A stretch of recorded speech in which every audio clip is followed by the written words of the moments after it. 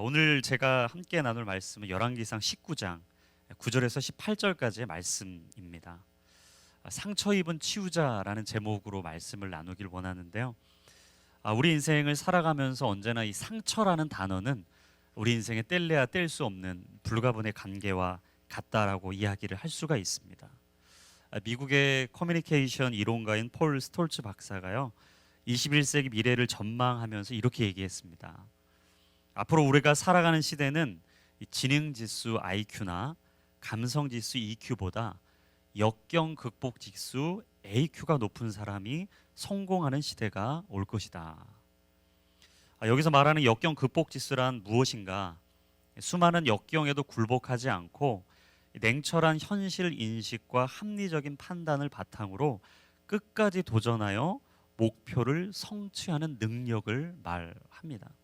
쉽게 설명하면 오뚜기 정신을 말하는 겁니다. 7번 넘어져도 8번 일어서는 이 영적인 오뚜기 정신을 가지고 살아갈 때 우리가 이 시대를 감당하고 이 시대를 돌파할 수 있다라는 거죠. 이처럼 이 시대는 역경을 극복하고 불가능을 뚫고 나아갈 수 있는 영적 돌파력이 어느 때보다 중요한 시대가 되었습니다. 그만큼 어려운 시대라는 것이죠. 그만큼 쉽지 않은 시대라는 반증일 것입니다. 오늘 성경의 주인공인 엘리야가 그랬습니다. 열왕기상 18장에 보시면 바알 선지자 450명, 아세라 선지자 400명, 총 850대 1의 전대미문의 결투에서 극적인 승리를 거두었습니다. 아마 이때까지만 해도 엘리야는 내 앞으로 미래가 빛나는 미래일 것이다 생각했을 겁니다.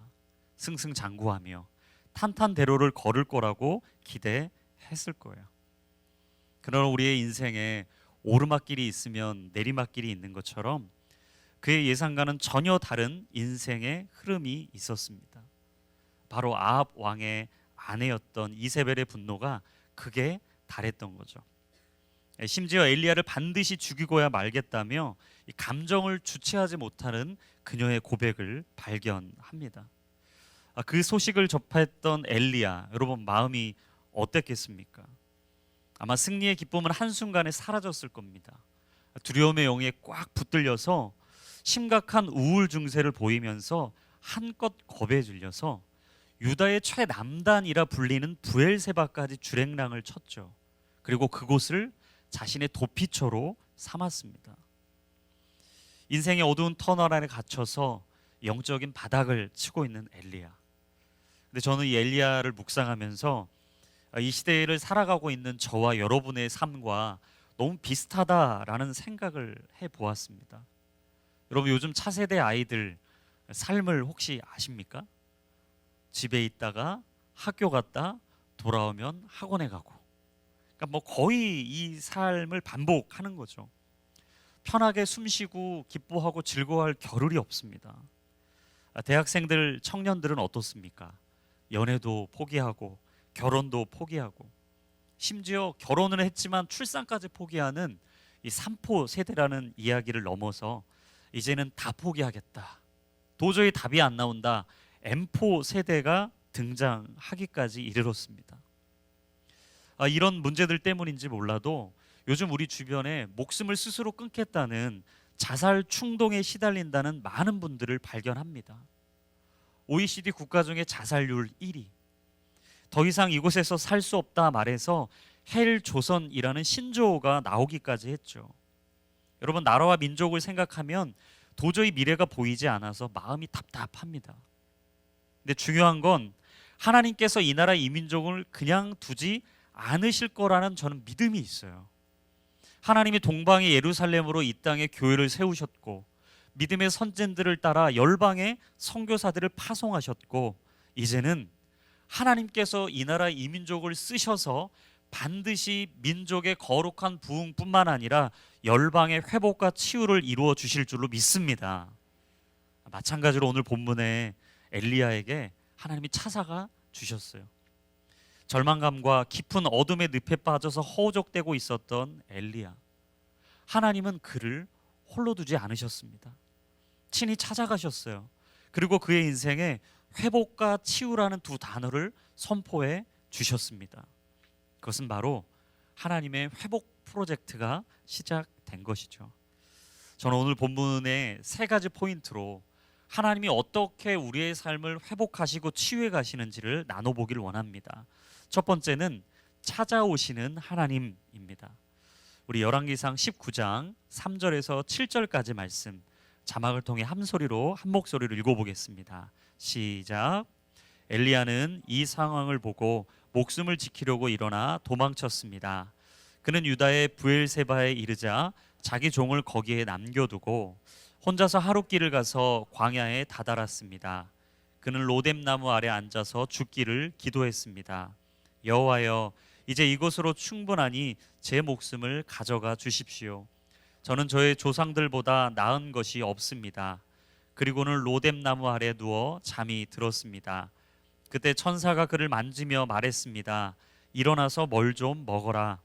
엘리야가 둘러보니 머리맡에 뜨거운 숯으로 구워낸 빵 한 덩어리와 물 한 병이 있었습니다. 그는 그것을 먹고 마시고 난 뒤 다시 누웠습니다. 여호와의 천사가 다시 와서 그를 만지며 말했습니다. 일어나 뭘 좀 먹어라. 내 갈 길이 아직 멀었다. 믿음의 사람들이 예상하지 못하는 인생의 위기를 만날 때 크게 두 가지 반응을 보인다고 합니다. 첫 번째는 자신의 연약함과 부족함을 인식하고 하나님의 은혜가 아니면 이 상황과 환경을 돌파할 수 없다 생각하면서 주님 앞에 완전한 항복을 선언하는 것입니다. 바로 하나님을 집중하여 바라보는 거죠. 반면에 두 번째 반응은요, 사람을 의식하고 상황을 인식하면서 내가 할 수 있는 수단과 방법을 다 동원해서 모든 것을 내 스스로 해결하려고 하는 거죠. 한마디로 이 세상의 논리와 사람의 방법에 몰두하는 것입니다. 엘리야는 영적으로 완전히 탈진됐습니다. 인생의 방향을 잃어버린 채 번아웃이 된 거죠. 근데 놀랍게도 그가 도피처로 삼은 것이 어디였습니까? 브엘세바였어요. 오늘 3절에 보니까 이 브엘세바라는 단어가 나오는데요. 이 브엘세바라는 곳은 어디냐? 창세기 21장에 보시면 아브라함이 에셀 나무를 심고 단을 쌓아서 영원하신 여호와의 이름을 불렀던 곳이 바로 브엘세바입니다. 그러니까 이 브엘세바라는 곳은 영적인 회복의 장소였어요. 믿음으로 다시 일어서는 장소였습니다. 브엘세바에 숨겨져 있던 영적인 의미는 바로 회복과 치유, 믿음으로 다시 일어서는 영적인 장소였던 거죠. 여러분 놀랍지 않으세요? 우연인 것처럼 도착한 곳이 브엘세바였어요. 우리의 인생도 마찬가지입니다. 우연처럼 다가가는 바로 그곳이요, 하나님의 회복의 장소일 때가 너무 많습니다. 우연인 듯 걸어간 바로 그곳이 하나님이 예비하시고 준비해 놓으신 약속의 장소가 될 때가 얼마나 많은지 모릅니다. 내가 결정했다고, 내가 마음먹었다고, 내가 선택했다고 생각하지만 실상은 하나님께서 인도하시고 예비하신 브엘세바였던 거죠. 때로는 인생의 막다른 길목 앞에 놓여서 영적으로 완전히 고갈돼서 정말 아무도 나를 모르는 곳으로 도망치고 싶을 때가 있습니다. 현실의 짐이 너무 무거워서 일상의 탈출을 꿈꿀 때가 있어요. 근데 여러분 그때 한 가지 잊지 않으셔야 될 게 있습니다. 그것은 우리를 부르시고 세우신 바로 이곳, 바로 이 장소가 브엘세바, 회복의 장소, 치유의 장소, 믿음의 장소, 언약의 장소, 약속의 장소라는 사실입니다. 저는 이 시간 도전하고 축복합니다. 여러분이 서 계신 바로 이 양지원우리교회가 회복과 치유의 장소가 되는 줄로 믿습니다. 하나님이 우연처럼 우리의 인생 속에 심겨놓으신 바로 이 장소가 하나님이 말씀하신 장소라는 거예요. 근데 저는 이제 오늘 읽진 않았지만 4절에 보니까 하나님이 얼마나 인자하시고 따뜻하시고 사랑이 많으신 분인지 발견했어요. 왜냐하면 이 기진맥진에서 엘리야가 지금 로뎀 나무 아래에서 뭐라고 고백했습니까? 이제는 나 죽고 싶다는 거예요. 내 인생 끝내고 싶다라는 거죠. 근데 사실 우리 자녀들이 이런 얘기하면 부모의 마음이 억장이 무너지잖아요. 그러면서 드는 마음은 무엇입니까? 살리고 싶어지죠. 그의 인생을 어떻게든지 수단과 방법을 가리지 않고 세우고 싶습니다. 근데 하나님이 그러셨던 거예요. 하나님께서 엘리야를 홀로 두지 않으시고 그를 살리기 위해서 심폐소생술을 시작하셨어요. 저는 이곳에서 꼭 한 가지를 기억해야 된다고 생각합니다. 살리시는 하나님, 회복하시는 하나님. 저를 한번 따라서 고백해 보시겠습니까? 살리시는 하나님, 회복하시는 하나님. 그래서 꼭 기억하세요. 내가 나를 포기해도요, 하나님은 나를 절대 포기하지 않으십니다. 내가 나를 포기해도 하나님은 절대 우리의 인생을 포기하지 않으세요. 그래서 입술로 죄를 짓지 마십시오. 하나님, 저는 끝났습니다. 저는 안 됩니다. 못합니다. 할 수 없습니다. 절망과 부정과 불만, 불평을 우리 입술의 언어로 삼지 않기를 주의 이름으로 축원합니다. 저는 우리 언어가 바뀌길 원해요. 하나님, 내가 내 인생을 평가절하하지 않고 내 인생 속에 역사하시는 하나님의 일들을 기대하길 원합니다. 할렐루야. 하나님, 내가 있는 곳에 회복이 있게 하시고 나와 함께하는 영혼들에게 생명이 살아나게 하시고 기적의 역사가 일어날 뿐만 아니라 하나님이 그의 인생을 세우시고 붙드시는 걸 믿음으로 보게 하여 주옵소서. 저는 그 장소가 우리 양지온누리교회가 되기를 주님의 이름으로 축원합니다. 그래서 저는 우리 안에 이런 선포가 있어야 된다고 생각해요. 나는 사랑받기 위해 태어난 사람입니다.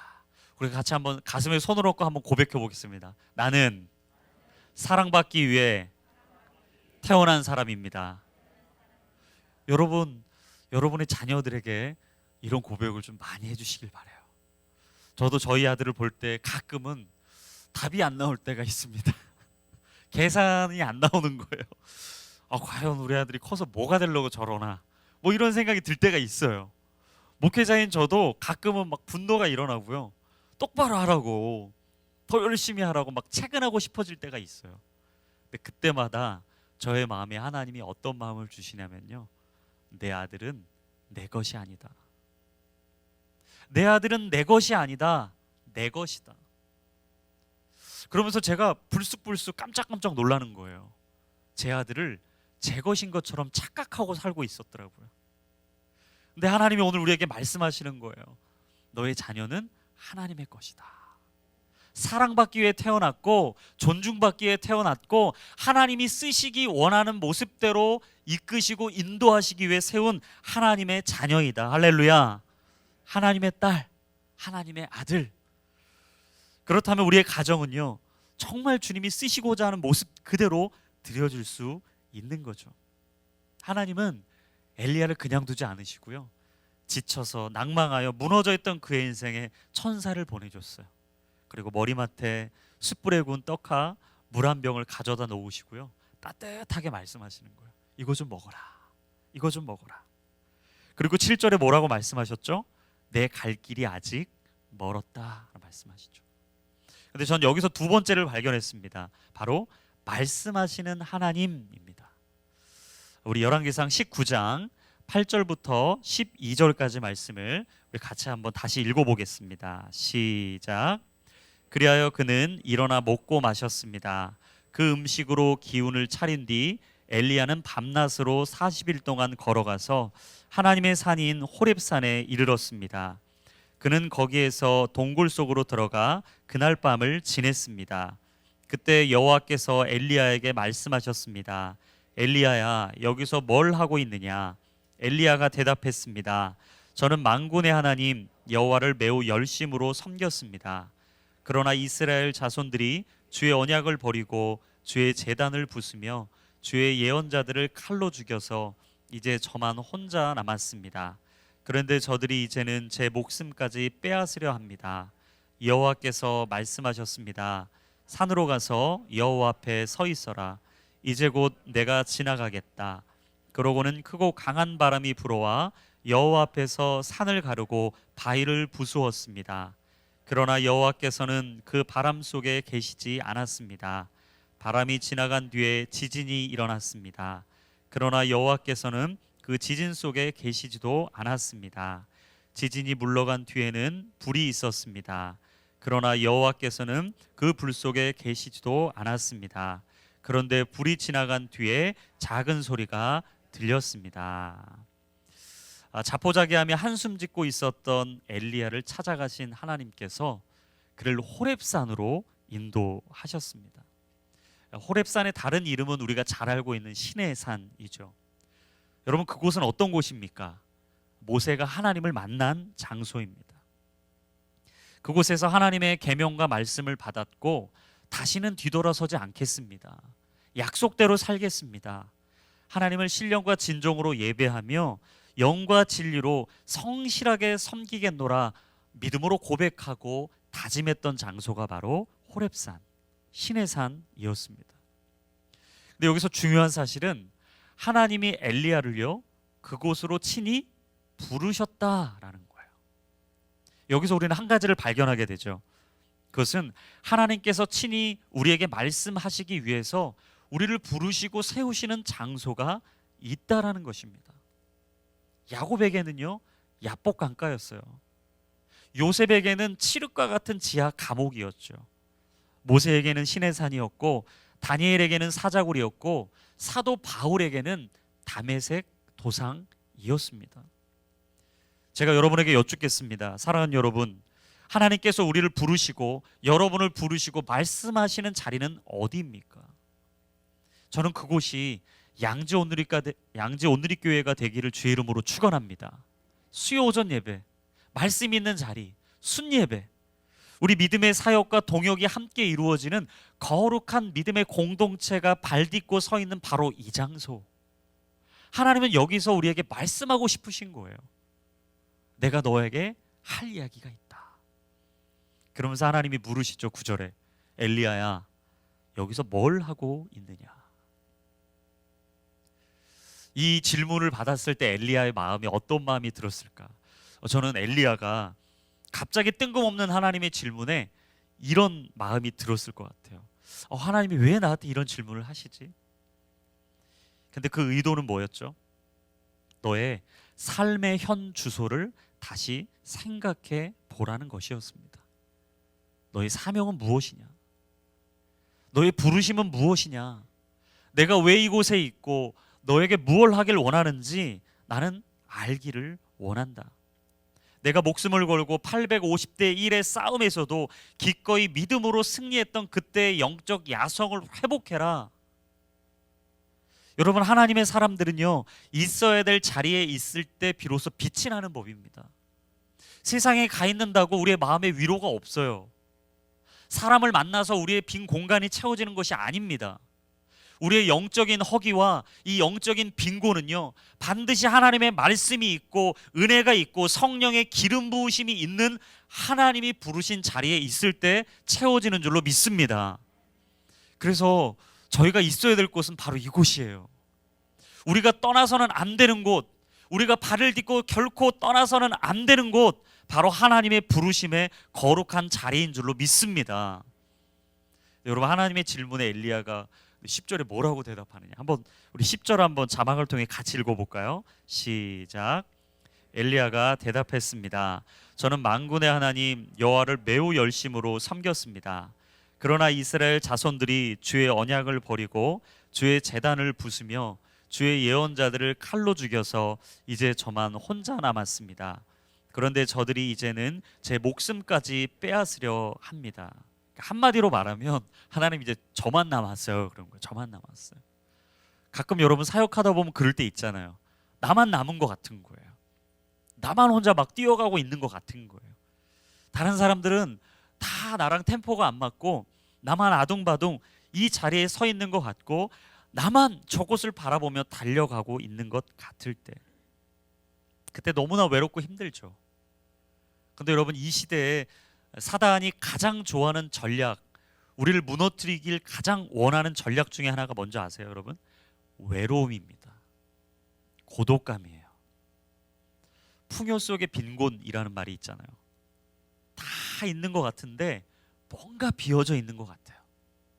다 붙은 것 같은데 뭔가 하나가 허전한 거예요.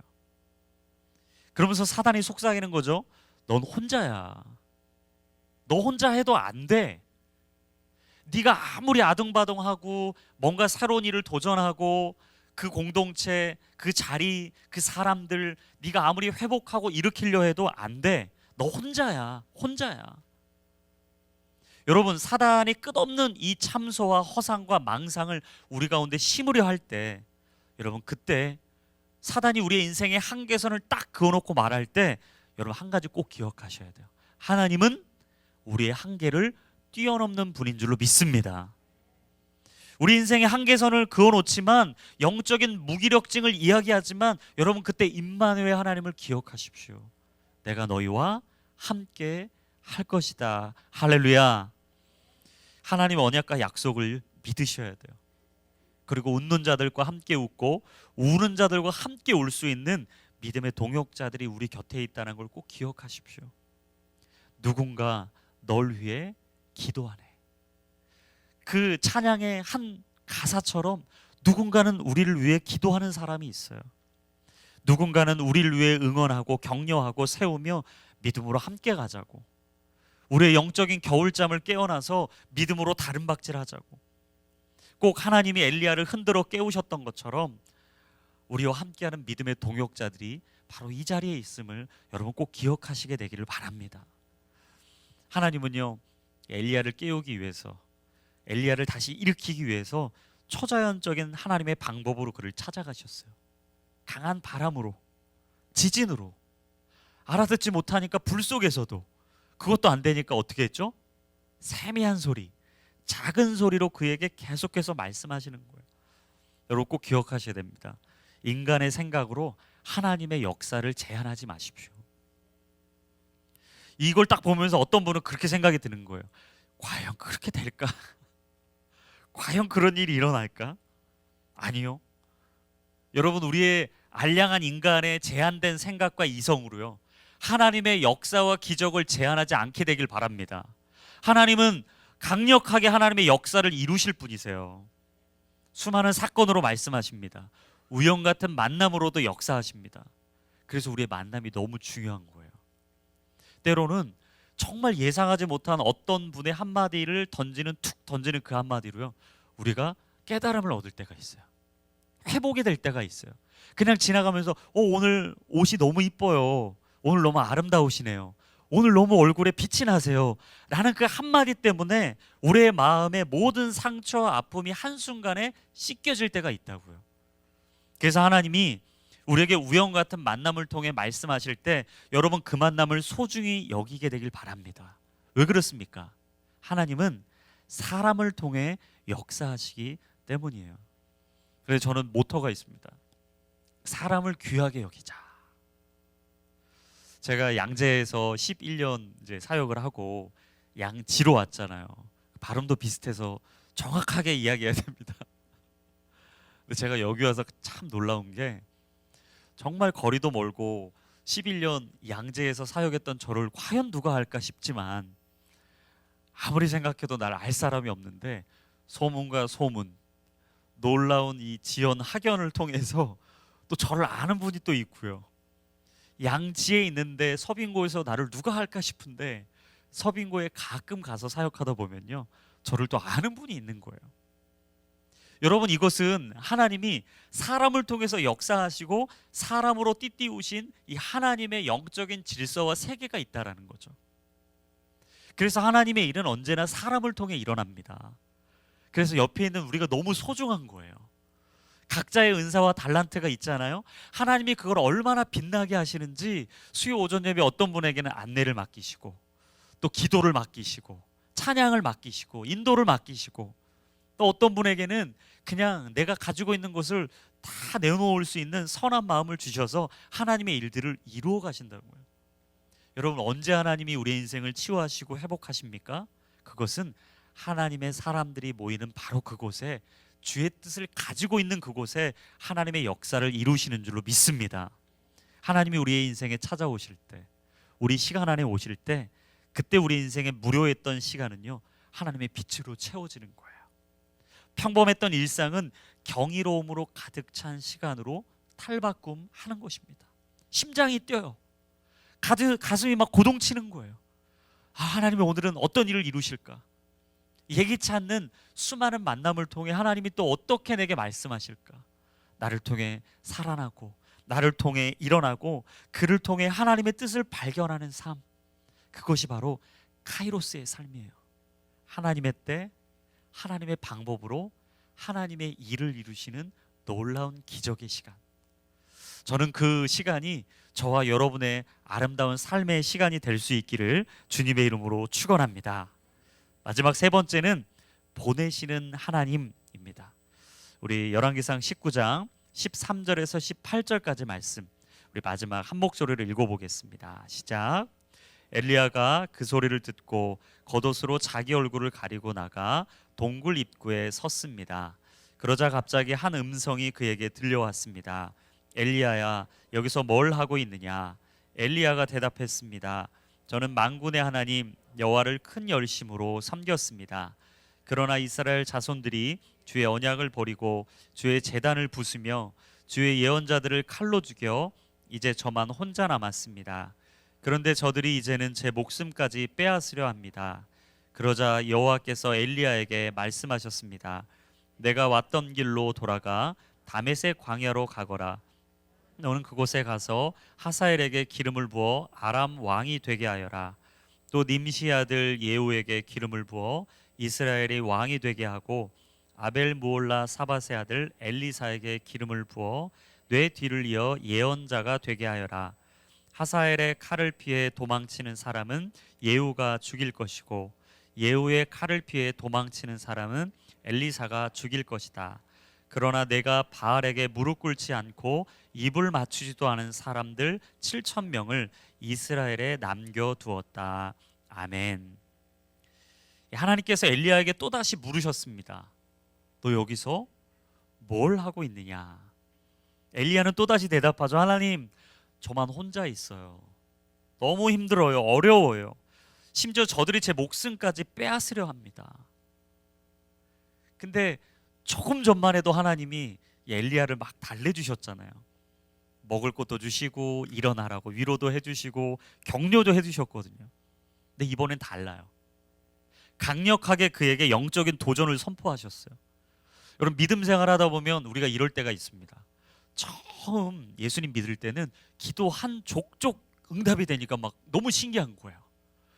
와, 목사님 말씀 듣는 것도 너무 행복하고, 저 어떻게 내 상황을 다 아셨나? 우리 가정의 사건을 어떻게 저렇게 속속들이 다 알고 계시지? 정확한 말씀으로 핀셋을 탁 꼽아서 내게 탁탁 먹여주시는 것 같아서 너무 좋은 거예요. 근데 신앙에 연륜이 생기고 시간이 지나고 성장해서 성숙의 단계로 가면요, 이상하게 이전보다 기도 응답이 잘 안 돼요. 오히려 하나님이 도전하시고 우리를 채근하실 때가 더 많아요. 이제 은혜 받고 끝내지 말아라. 네가 섬겨라. 이제는 받는 것에서 그치지 말아라. 움켜진 손을 펴라. 네가 저 사람에게 나아가고 저 사람을 일으켜라. 우리에게 영적인 도전을 주실 때가 얼마나 많습니까? 오늘 15절에 그런 거예요. 내가 왔던 길로 돌아가서 다메섹 광야로 가거라. 이건요, 목숨을 거는 도전을 하라는 거죠. 다시 그가 돌아서 다메섹 광야로 간다는 것은 아왕이 있는 곳, 아왕의 왕후 이세벨이 통치하고 있는 지역으로 돌아가는 걸 뜻합니다. 여전히 거기에는요, 죽음의 위협이 도사리고 있어요. 너무나 많은 위험이 있는 곳입니다. 근데 하나님 말씀하시는 거예요. 거기로 가라는 거예요. 너를 필요로 하는 곳으로 가라는 거예요. 그곳에 발을 딛고 서라는 거예요. 담대하게 용기를 내어 이젠 일어나라는 거예요. 사랑하는 여러분, 하나님이 오늘 여러분들에게 말씀하시는 거예요. 너의 가정으로 가라. 복음이 필요한 곳으로 가라. 너의 사랑이 필요한 곳으로 가라. 그 영혼을 붙들어라. 일으켜라. 그에게 예수 그리스도를 전해라. 할렐루야. 여러분, 그곳은 부담스러운 곳입니다. 그것은 어려운 곳이에요. 여러분의 삶의 도전이 필요한 곳이에요. 근데 여기서 중요한 영적 원리는 한 가지 발견하죠. 그것은 가야 볼 수 있다는 거예요. 여러분, 가야 발견할 수 있는 것입니다. 주님 말씀하실 때 가지 않고 순종하지 않으면요, 절대 경험할 수 없는 것이 하나님의 세계입니다. 하나님의 그 놀라운 세계를 경험하고 알고자 한다면 여러분 이제는 발을 떼서 그곳으로 가셔야 돼요. 이제는 그곳에서 하나님의 일들을 경험하셔야 되는 거예요. 세 가지를 말씀하셨잖아요. 왔던 길로 돌아가서 다메섹 광야에 하사엘에게 기름 부어 와람 왕이 되게 해라. 님시 아들 예후에게 기름 부어 이스라엘 왕으로 세워라. 그리고 엘리사에게 기름을 부어서 너의 다음을 준비해라. 엘리야에게는 지금 너무 버거운 무거운 숙제입니다. 근데 이 감당하기 어려운 미션과 사명, 그 도전 앞에 하나님께서 오늘 우리에게 주시고자 하는 것은 무엇이냐? 여러분 한 가지를 꼭 기억하십시오. 하나님은 인생의 끝에서 새로운 시작을 이루어 가시는 분이세요. 엘리야는 끝났다고 생각했습니다. 내 인생이 여기서 끝이라고 생각했어요. 근데 하나님은 엘리야의 끝에서 새로운 시작을 준비하셨어요.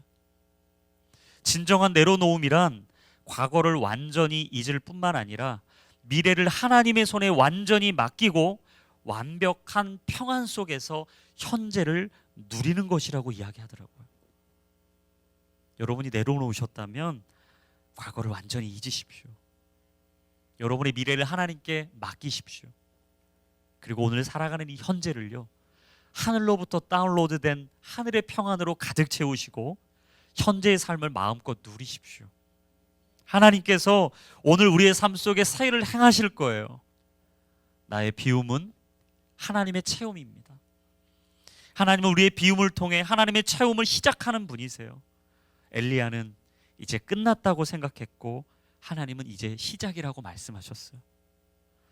엘리야는 내게 놓여진 상황과 환경을 바라보며 원망했고 불만불평했지만 하나님은 내가 거기서 새 일을 이룰 것이라 말씀하셨어요.